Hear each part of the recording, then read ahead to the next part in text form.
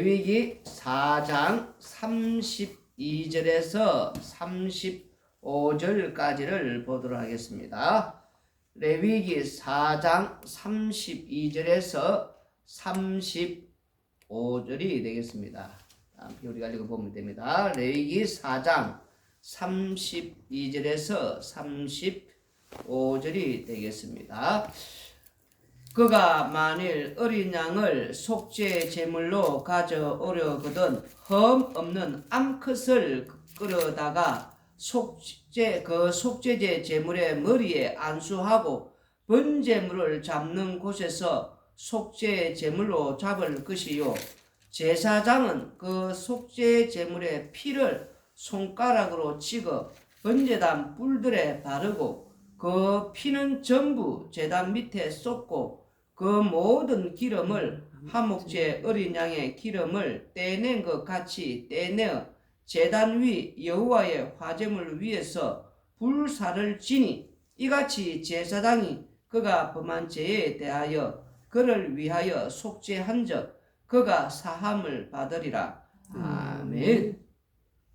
제사장이 이제 암양을 속죄 제물로 삼아서 그 죄를 범한 죄에 대하여 그를 위해 속죄한즉 그가 사함을 얻을 것이라, 이렇게 말씀을 하고 있습니다. 어제도 말씀을 들었듯이 히브리서 10장 1절에서 이것은 그림자이고 그림자의 특징은 결코 죄 사함을 온전히 이렇게 얻을 수가 없다는 것을 우리가 증거하는 내용을 보았습니다.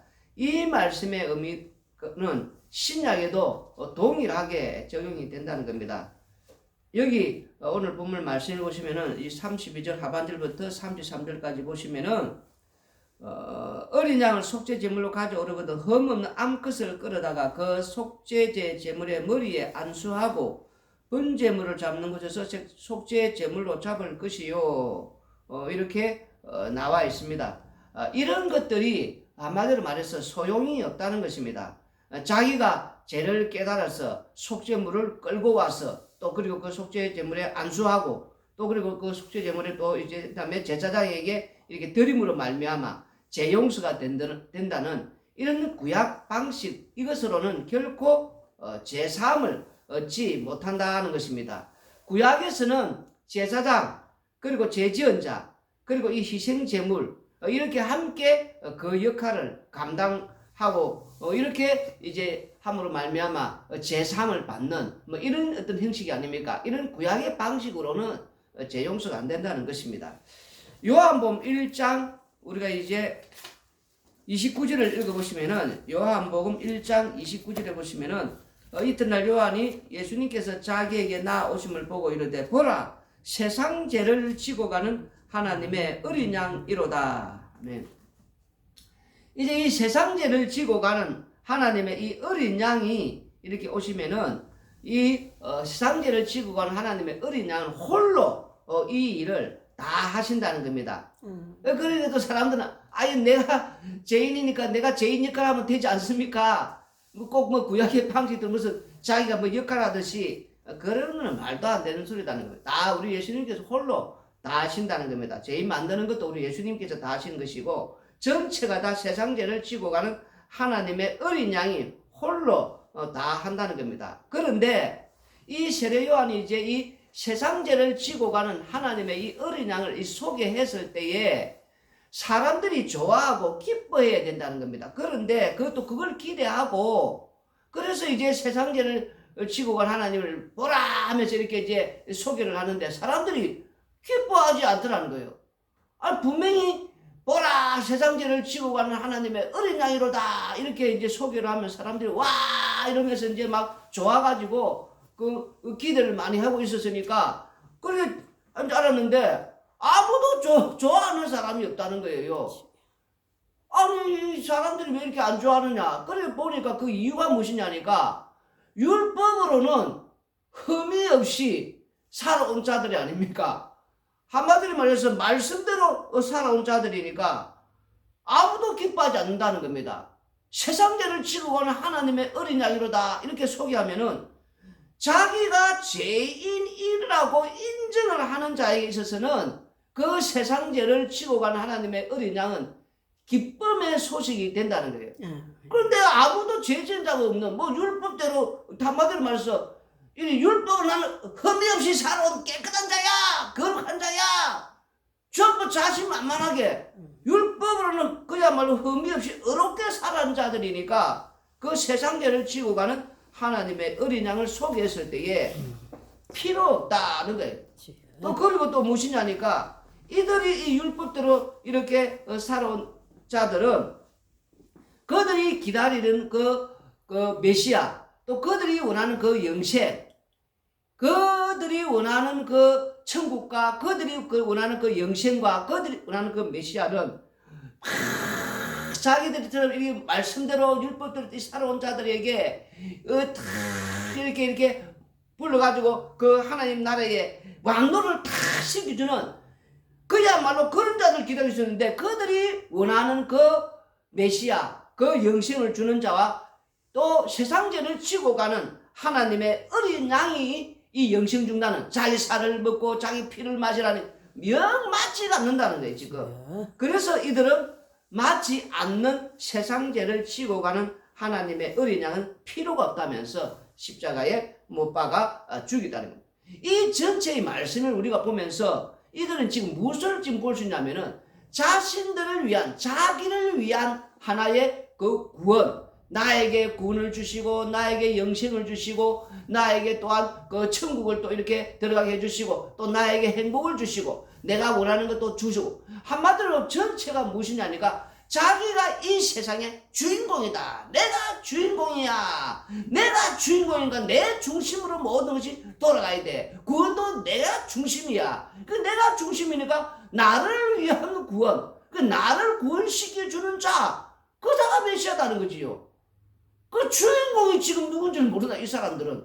이 세상의 모든 전체의 이 주인공은 세상 죄를 지고 가는 하나님의 어린 양이 주인공이 되셔서 이 세상에 오셔서 십자가의 죽으심으로 말미암아 지옥 갈 자, 천국 갈 자, 심판주가 되심으로 말미암아 이 일을 하시러 오시는 바로 십자가에 죽으시는 세상 죄를 지고 가는 하나님의 어린 양이 주인공이다 말입니다. 아멘. 사람들이 히브리서 10장 18절에서 19절을 읽어보시면은 히브리서 이제 우리가 어제도 보았지만 또 10장 18절 19절 읽어보시면은 이것들을 사서선적 다시 죄를 위하여 제사 드릴 것이 없느니라. 그러므로 형제들아 우리가 예수님의 피를 힘입어 성소에 들어갈 담력을 얻었나니. 아멘. 이 말씀을 보시면은 이제 사람들은 그렇게 말하지요.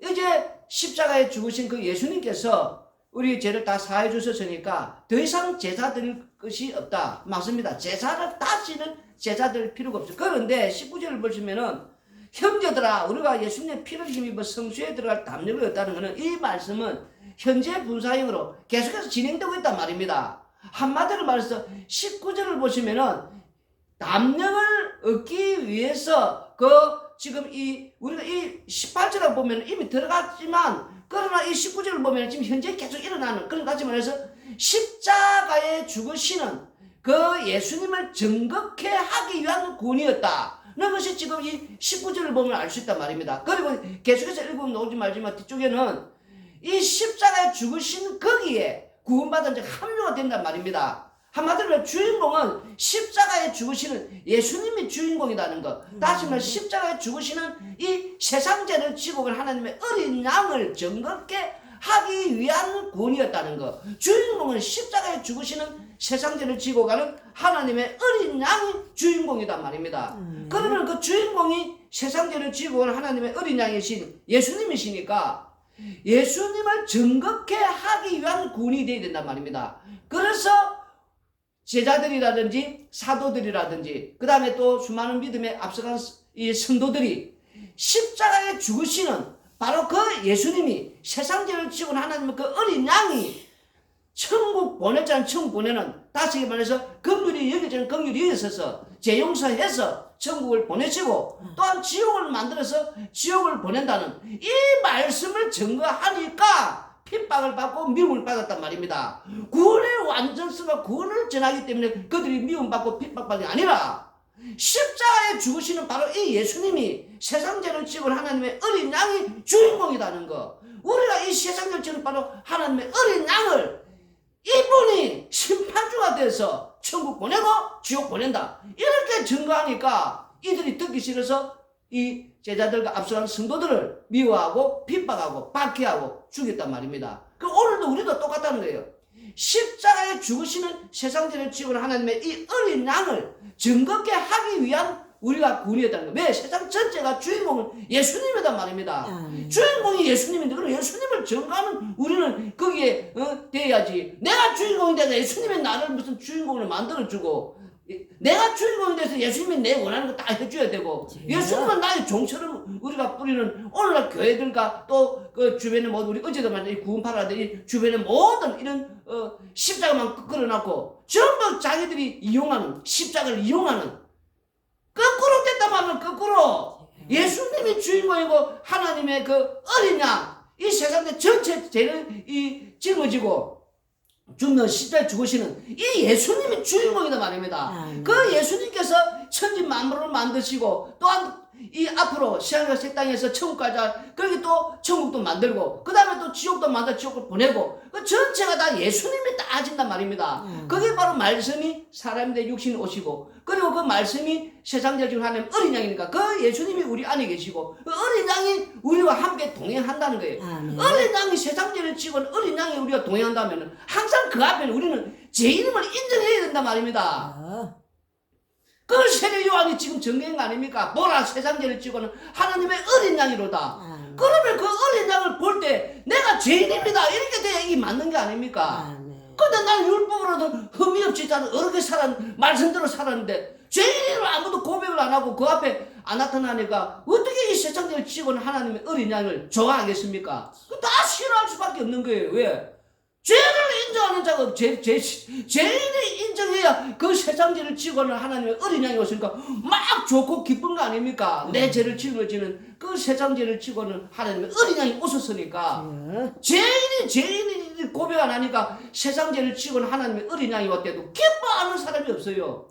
오늘은 거꾸로 들어가 있다면 주인공이 누군지를 모르고 요한복음 1장 12절을 읽어보시면 13절 요한복음 1장 12절 13절 영접하는 자 곧 그 이름을 믿는 자들에게는 하나님의 자녀가 되는 권세를 주셨으니 이는 혈통으로나 육정으로나 사람의 뜻으로 나지 아니하고 오직 하나님께로부터 난 자들이니라. 아멘. 이 말씀을 우리가 제대로 알아야 된단 말입니다. 12절만 가지고 전부 다 지금 근육으로만 하고 있단 말입니다. 그래서 세상 죄를 지고 하나님의 어린 양 십자가에 죽으신 이 예수님을 믿기만 하면은 이게 구원받는, 이게 자기가 주인공이 되죠. 구원받는 용으로 이용하는. 여기 말씀에 지금 그렇게 되어 있습니까? 세상 죄를 지우고는 하나님의 그 어린 양이 지금 뭐라고 되어 있습니까? 이는 혈통으로나 육정으로나 사람의 뜻은 나지 안 된다.